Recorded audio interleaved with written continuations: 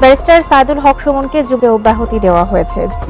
আমাকে অবাক লাগে এদের কর্মকাণ্ড দেখে। এই সংসদে আমিও মেম্বার অফ পার্লামেন্ট, উনিও মেম্বার অফ পার্লামেন্ট। বলছেন যে তোর হাসিনাকে কেউ থাকবে না, তুই এত বড় সাহস করেছিস, এরকম নানা কথা আমি ইগনোর করে গেছি। আমার মনে হচ্ছে যে আমার হাতে খুব বেশি সময় নাই।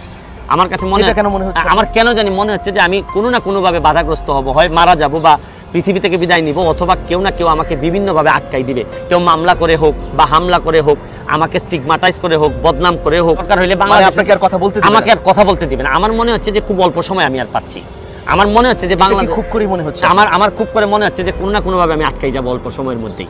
কারণ এই জন্যই আমার কাছে মনে হয় আমার সময় কম, আমার দৌড়াইতে হবে। মানবতার কথা বলতে বলতে এবং মানবতার কাজ করতে করতে ব্যারিস্টার সুমন এখন ক্লান্ত। কিন্তু এই ক্লান্ত হৃদয় নিয়ে তিনি একটা কথা বারবার বলেন যে আমাকে যে কোনো মুহূর্তে মেরে ফেলা হতে পারে, কেননা এই দেশে যারাই ভালো করতে যায় তাদেরকে মেরে ফেলা হতে পারে।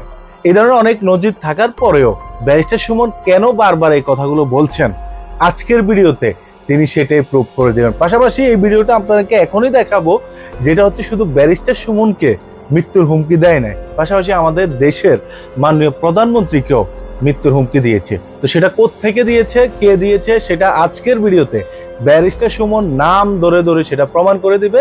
এই জন্য আজকের ভিডিওটি না টেনে পুরোপুরি দেখার অনুরোধ রইল, এবং যারা ব্যারিস্টার সুমনকে ভালোবাসেন তারা অবশ্যই আজকের ভিডিওতে লাইক দিয়ে দেখা শুরু করেন। শেষের দিকে থাকছে বিস্তারিত। দরকার হইলে আমাকে আর কথা বলতে দিবেন। আমার মনে হচ্ছে যে খুব অল্প সময় আমি আর পাচ্ছি। আমার মনে হচ্ছে যে বাংলাদেশ খুব করে মনে হচ্ছে আমার খুব করে মনে হচ্ছে যে কোনো না কোনোভাবে আমি আটকাই যাবো অল্প সময়ের মধ্যেই। কারণ এই জন্যই আমার কাছে মনে হয় আমার সময় কম, আমার দৌড়াইতে হবে বেশি।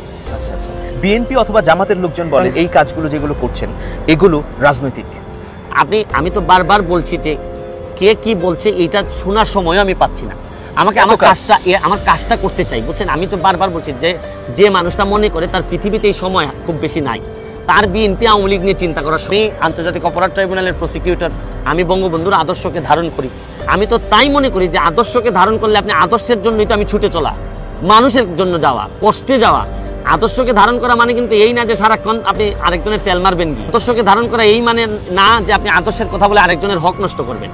বঙ্গবন্ধুর প্রকৃত আদর্শ তো সেইটাই যে যেখানে মানুষের কষ্ট হবে, যেখানে মানুষের বিরুদ্ধে অন্যায় হবে, যেখানে মানুষের অধিকার আদায়ের সংগ্রাম থাকবে, এইখানে আপনি চোখ বন্ধ করে চলে যাবেন। তাই তো বঙ্গবন্ধুর আদর্শ। আপনার অসংখ্য ভিডিও ভাইরাল হয়েছে, কিন্তু দুটো ভিডিও নিয়ে একটু আপনাকে জানতে চাওয়া। একটি হচ্ছে যে আপনি কোনো একটি জায়গায় বক্তব্য দিয়েছিলেন, সম্ভবত এটি জামাত রিলেটেড ছিল, আপনি বলে এখানে ব্যারিস্টারদের নিয়ে বলেছিলেন। এক, দুই নাম্বার হচ্ছে যে সুপ্রিম কোর্টের একটি ঘটনায় আপনি হয়তো উত্তেজিত হয়ে পড়েছিলেন। এই দুটো নিয়ে যদি আপনি বলেন। সুপ্রিম কোর্টের যে ঘটনাটা, যেটাতে আমি উত্তেজিত হয়ে গিয়েছিলাম, এটাতে হচ্ছে গিয়ে যে সুপ্রিম কোর্টের যে একটা কমিটি ছিল, তারা আমাদের হল রুমে, ওই সবসময় হল রুমে আমরা যারা বসি, যাদের কোনো সিট নাই, সুপ্রিম কোর্টের রুম নাই, তারা আমরা এই হল রুমে বসি। এই হল রুমে ওনারা প্রায় দিনই বিভিন্ন নামে এসে বিভিন্ন প্রোগ্রাম করেন। আমি শুধু বলেছিলাম যে আপনাদের তো অডিটোরিয়াম আছে, অডিটোরিয়াম রেখে কেন আইনজীবীদেরকে তুলে দিবেন আপনারা? এটা তো আমাদের সাথে অন্যায় হচ্ছে। ওনারা বললেন যে এটা নাকি কাস্টম, রীতি। তা আমি বললাম যে রীতি মানুষকে নির্যাতিত করে, এই নীতি থেকে তো আপনাকে বেরোয় আসতে হবে। এটা নিয়ে একটা মিসআন্ডারস্ট্যান্ডিং হয়ে এখানে একটা উত্তেজনাকর পরিস্থিতি তৈরি হয়। আসলে ব্যাপারটা আর কিছুই না। আর আরেকটা বক্তব্যের কথা যে বলছিলেন যে ব্যারিস্টারদের বক্তব্য, এখানে আমি স্পষ্ট বলছিলাম, আমার স্পষ্ট বলা আছে যে যেহেতু আমি আন্তর্জাতিক অপরাধ ট্রাইব্যুনালের প্রসিকিউটর, দেশে একটা পরিস্থিতি তৈরি হয়েছিল যে একটা টাইমে মনে হচ্ছিল যে জামাত বলেন বা অন্যান্য অনেক একটা ভেস্টেড কোয়ার্টার আছে, যারা হয়তো আমি বিশ্বাস করছি মনে মনে যে যদি বাংলাদেশে এখানে যদি শেখ হাসিনা বেঁচে না থাকে তাহলে আমরা বেঁচে থাকবো। নেত্রী শেখ হাসিনার কারণে এখানে হয়তো দেখা গেল একটা গ্রুপ এমনভাবে কাজ করবে যে আমাদের বেঁচে থাকাই কঠিন হবে। শুধু এই বক্তব্যটুকুই ভাইরাল হয়েছিল যে শেখ হাসিনা যদি বেঁচে না থাকে তাহলে আমিও বেঁচে থাকবো না। আমি এখনো বিশ্বাস করি, আন্তর্জাতিক ট্রাইব্যুনালের প্রসিকিউটর হিসাবে আমি বিশ্বাস করি যে অনেকে এটাকে মনে করেন এমনভাবে শত্রুতা বা এমনভাবে হয়ে গেছে যে ওনারা হয়তো মনে করেন যে আমরা এটার জন্য হয়তো দায়ী। আপনি নির্বাচিত হওয়ার পর প্রথমেই বলেছিলেন যে সাধারণ মানুষের পক্ষে কথা বলবেন, দুর্নীতির বিরুদ্ধে কথা বলবেন, নিপীড়িত মানুষের পক্ষে কথা বলবেন। কতটুকু পাচ্ছেন বলে আপনি মনে করেন? যে কারণে আমাকে মানুষ এমপিতে ভোট দিয়েছেন, এটার একটা কারণ ছিল যে আমি দুর্নীতির বিরুদ্ধে, আমি নির্যাতিত নিপীড়িত মানুষের পক্ষে দাঁড়াই। তো আমার কিন্তু এতে খুব একটা ব্যত্যয় হয়নি, কারণ সম্পদ বানানোর নেশা যদি আপনার না থাকে তাহলে কিন্তু ওইগুলো অত কঠিন কাজ না। আর এটা হচ্ছে গিয়ে ভয়কে যদি আপনি জয় করতে পারেন তাহলে আর ভয় কিসের। আর আরেকটা বিষয় হচ্ছে আমি ব্যক্তিগতভাবে বিশ্বাস করি যে সব কিছুর মূলে হচ্ছে গিয়ে দুর্নীতি। আমাদের দেশটা কোনোভাবেই আগাবে না যদি দুর্নীতি আপনি নিয়ন্ত্রণ করতে না পারেন। তো বড় কয়েকটা সমস্যা আছে, একটা দুর্নীতি, আরেকটা হচ্ছে মাদক। মাদকের কারণে যেভাবে ছড়াই পড়ছে আমাদের, এটাও আমাদের জন্য একটা বড় সমস্যা। তো আমি আরেকটা জিনিস বিশ্বাস করি যে মাদকও কিন্তু বাড়তেছে দুর্নীতির কারণে, কারণ দুর্নীতিবাজরা আরো বেশি টাকা বানাচ্ছেন, আরো বেশি মাদক ব্যবসার মধ্যে। দুর্নীতি যদি নিয়ন্ত্রণ করা যায় তাহলে সম্ভব। তা আমি আমার এলাকায় বিভিন্ন ভাবে বিভিন্ন জিনিসে আপনি গেলে দেখতে পাবেন যে চা বাগানের শ্রমিকদের আগে 5,000 টাকা করে দেয়া হতো মোবাইলের মাধ্যমে। আমি এইবার গিয়ে দেখলাম কি যে চা বাগান শ্রমিকের নাম ঠিক আছে, বাবার নাম ঠিক আছে, ঠিকানা ঠিক আছে, কিন্তু শুধু অ্যাকাউন্টের টাকাটা যায়, এই টাকাটা চলে যায় আরেকজনের কাছে। এইবার আমি করলাম কি সবগুলা লিস্ট আমি টাঙ্গাই দিলাম চা বাগান গুলাতে, দিয়ে এদেরকেই বললাম যে আপনারা যাওয়ার সময় একবার, আসার সময় একবার দেখে যাবেন আপনার নাম আর পাশে যে মোবাইল নাম্বারটা দেয়া যেটা দিয়ে টাকা আসে এটা আপনার কিনা। যে একটা বাগানে 400-র মতো লোক ছিলেন, তার মধ্যে মনে হয় 60 থেকে 70টা হচ্ছে কি আপনার ফলস। এর মানে এই টাকাটা অন্য আরেকজনের কাছে চলে যাচ্ছিল। আমি সব আস্তে আস্তে জায়গায় নিয়ে আসতেছি। আরেকটা বিষয় কি, আমাদের দুর্নীতির মধ্যে সবাই জড়াই গেছে।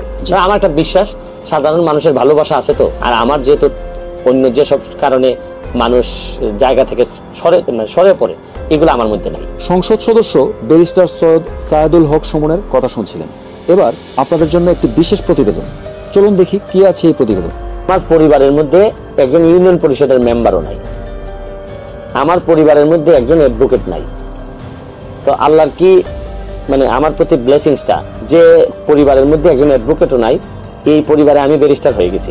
যে পরিবারে একজন মেম্বারও নাই, এই পরিবার থেকে আমি এমপি হয়ে গেছি। সুতরাং আমার তো এই বিষয়ে চিন্তা করার জন্য তো নতুন। আমি যদি দেখতাম যে আমার বাবা চেয়ারম্যান ছিলেন, মেম্বার ছিলেন, তাহলে একটা না হয় আমার বাবারে দেখে মনে হতো না আমার বাবা যেহেতু চেয়ারম্যান, আমি একটা উপজেলা চেয়ারম্যান হব বা এমপি হব। এগুলা কিছুই আমার মধ্যে ছিল। বিপদে ফেলে যেতে পারি না, এটা আমাকে কষ্ট দেয়। এই কষ্টের কারণে আমি দেখি যে আরে আমি 2 লাখ টাকা খরচ করলে একটা ব্রিজ বানাইতে পারতেছি, এই ব্রিজ দিয়ে এতগুলা বাচ্চা পানির সময়ে সুন্দর করে পার হইতে পারতেছি, দেখতে ভালো লাগে। আমি তো পুরোপুরি বিশ্বাস করি যে এমপি হওয়ার পর আমার এলাকার মানুষের ছেলেরা মেয়েরা আমার শেষ বয়সে এরাই আমাকে দেখবে। শুনেন, অনুভূতি হচ্ছে কি আমি 2 কোটি টাকা বরাদ্দ পাইছি, টিআর কাবিকা মিলে 2 উপজেলায় 1 কোটি 1 কোটি। এই পর্যন্ত আমার কাজ হয়ে গেছে প্রায় 3.5 কোটি টাকা। এখন আপনি বলেন যে আপনি তো 2 কোটি টাকা দিয়ে 3.5 কোটি টাকার কাজ করলেন কিভাবে?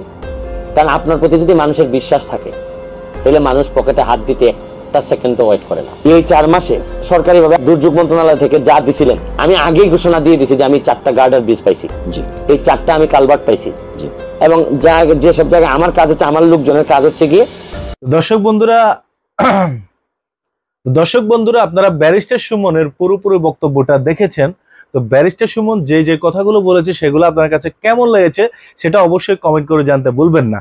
প্রতিনিয়ত এই ধরনের ইন্টারেস্টিং নিউজ পাওয়ার জন্য অবশ্যই আমাদের চ্যানেলটাকে সাবস্ক্রাইব করে সাথেই থাকবেন, এবং আমাদের চ্যানেলের ভিডিও ভালো লাগে থাকলে অবশ্যই ভিডিওতে একটা লাইক দিবেন। তো এই ছিল আজকের ভিডিও, আপনার মতামত অবশ্যই জানতে ভুলবেন না। সবাই ভালো থাকবেন, সুস্থ থাকবেন, বাই বাই, টাটা।